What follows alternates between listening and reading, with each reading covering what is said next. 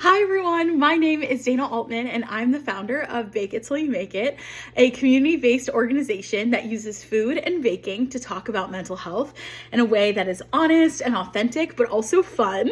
I do this through creating events and workshops and also mental health cookbooks. And today I'm going to be teaching you how to make banana bread. So this banana bread recipe is actually in one of my mental health cookbooks called A Unifying Blend. And in the mental health cookbooks, people contribute recipes and stories that mean something to them, and I tie it all together with resource pages. Today, I'm going to be doing a very special recipe, and that is for Abby's banana bread.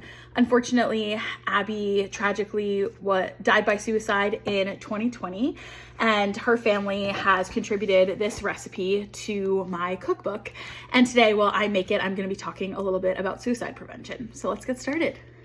So we're gonna take 2 to 3 very ripe bananas and mash them and combine them with melted butter.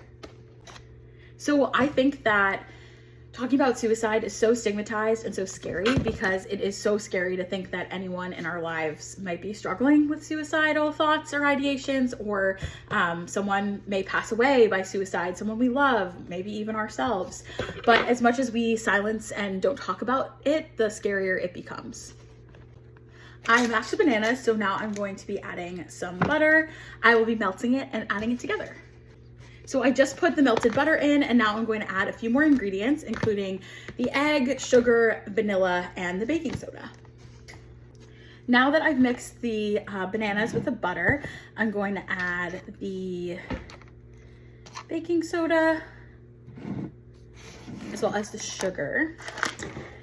As someone who has struggled with suicidal ideations and close attempts themselves, I think it can be really difficult to talk about the experience in a way that doesn't feel like it will be isolating. And it's also interesting in my experience, struggling with suicidal ideations, when I'm not in it, it feels really far away, if that makes sense. I think when I'm struggling so much with wanting to stay alive, my thinking feels different. Everything looks different, and all of the well-meaning messages that I'm getting sometimes can be really hard to take in because I feel so terrible.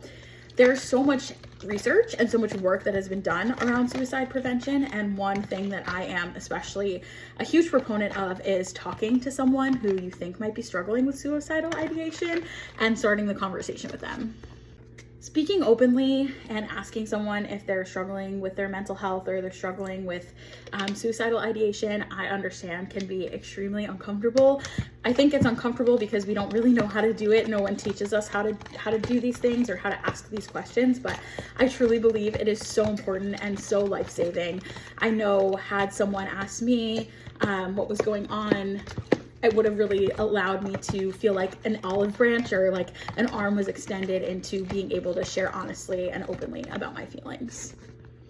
At this point in my life and at this point in my recovery, it's definitely hard for me to talk about these experiences as something that is something of the past, because unfortunately these are still things that I struggle with, and suicidal thoughts sometimes do come up for me. I know that my therapist and I talk about it as it's like something my brain does when it's overwhelmed, and I'm so happy to know the resources and know kind of when things feel more than manageable on my own.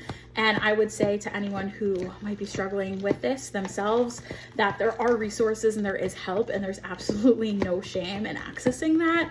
I think that, of course, can be sometimes feel like a tired sentiment, but maybe because it's so true. I really feel like I was able to embark on my mental health recovery and speak in a way where I can understand how I'm feeling and what I'm doing because of the help that I received. And having never received that help, I'm not sure if I would be able to do that or if I would continue to be here, which is a really hard, difficult thing to think about.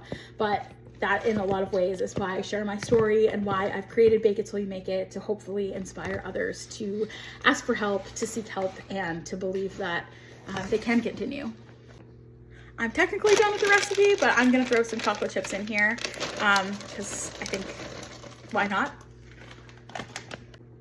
I'm also gonna spray the pan and let you know that if you feel like you're in a place where you're in immediate danger, or you know someone who may be in danger to themselves or others, that 988, the National Suicide Prevention Lifeline, that can be dialed or sent a text message at any time, is there for you. The resource is free, it's confidential, it's able to be translated in hundreds of languages, and it can be a great place to start. And if you're not feeling like you're at that point, but you're still struggling, I hope that maybe hearing from me that you can continue and you deserve to continue might help a little bit. Until next time, bye.